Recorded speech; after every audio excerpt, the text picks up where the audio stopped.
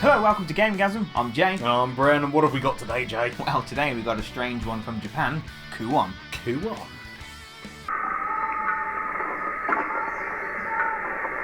Well, I'd be surprised if you've heard or played this, as it is a bit of an obscure pick. Developed by From Software, this survival horror game whisks you back to ancient Japan, and as we all know, Japan is full of ghosts hell-bent on scaring Japanese girls. Based on an ancient Japanese horror story called Kawaidan, Kuon sees you taking part in the story and uncovering its mysteries from 3 different perspectives. Utsuki, a shrine maiden, is the first character you can control. Her and her sister Kureya travel to Fujiwara Manor to find their father, but you know, they find undead bastards instead. Oh, Japan. Set out in the usual fixed camera style, you guide your character around the mansion finding keys, unlocking doors, learning spells and fighting ghosts, and this formula really doesn't change until the very end. The unique draw was playing it through a few times to see the story from various perspectives, and of course those jump scares would make you spill your tea every now and then.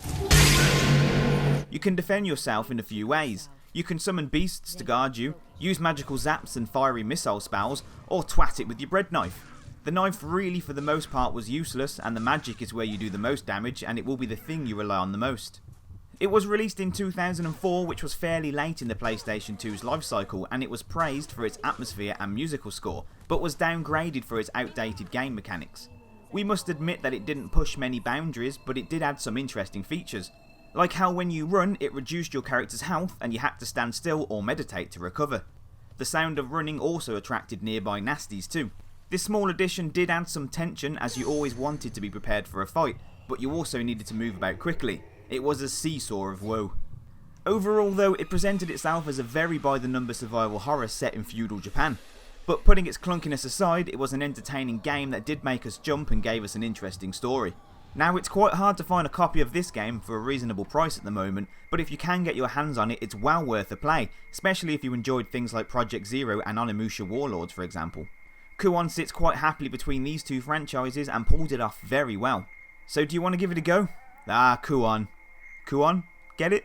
Come on? Okay, I'll stop.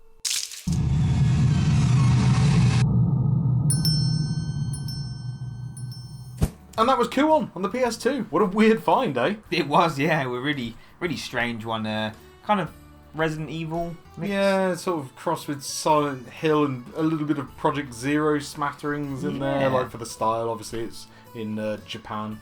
And that kind of creepy kind of... There was a lot of jump scares in it, wasn't there? There was, yeah, that's what flashing kind of up on the screen. kept us playing it, really. We just kind of wanted to thought, we'll see what it's like. And then, the jump scares just started... Well, they were. It was like flashing on the screen. That's right, and a face just appeared and we were like, oh! Yeah, let's keep playing. Yeah, let's keep going. Yeah, it was really good, wasn't it? And then you could play through it again, couldn't you, as the other character to see how there was 2 stories, going side by side, and you played the first one and the second one, and then it all came to a head at the end, and you played like the final story.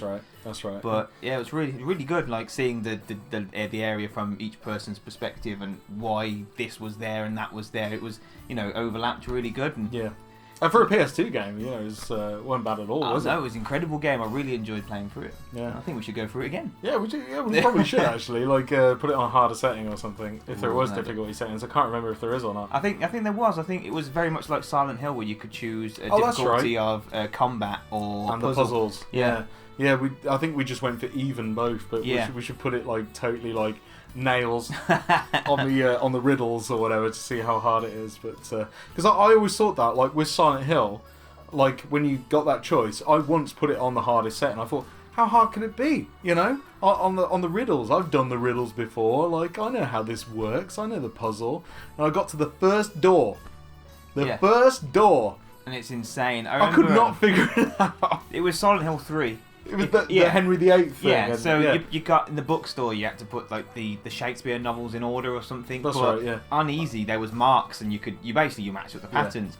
On hard, you basically had to know Shakespeare. Yeah, and the order that he wrote all of his stories. Yeah, which is it's really, really wow. But so maybe Kuon's like that. You should try that out. Maybe. See how far we get. Yeah, but it's kind of an obscure one because like I'd never heard of it, and I was like searching for kind of like, I don't know, just rare games or not rare games. I don't think it's that rare, but it definitely caught my eye, and I saw it, and I was like, I've never heard of this before. I've never seen it before. No, I'd never heard of it either. So I was like, well, let's try this. So I bought a copy, and yeah, it actually is a really good game. It was great fun playing that. Yeah, the controls a bit clunky, but it's kind of like, you know, your original kind of survival horror kind of style, isn't it? Yeah, the play and the combat reminded me a lot of Onimusha. Yeah. I think it was a bit slower paced than that, though, wasn't it? Yeah. But very much like Resident Evil controls, but close quarter combat rather than having lots guns of swords and that. Yeah. But yeah, no, fabulous game. Yeah, it was. So yeah, have you guys played Kuon? Have you ever heard of it? Let us know in the comments down below. If you enjoyed the video, don't forget to leave us a like and also subscribe if you haven't already. I've been Bren. I've been Jay. And we've been GameGazm.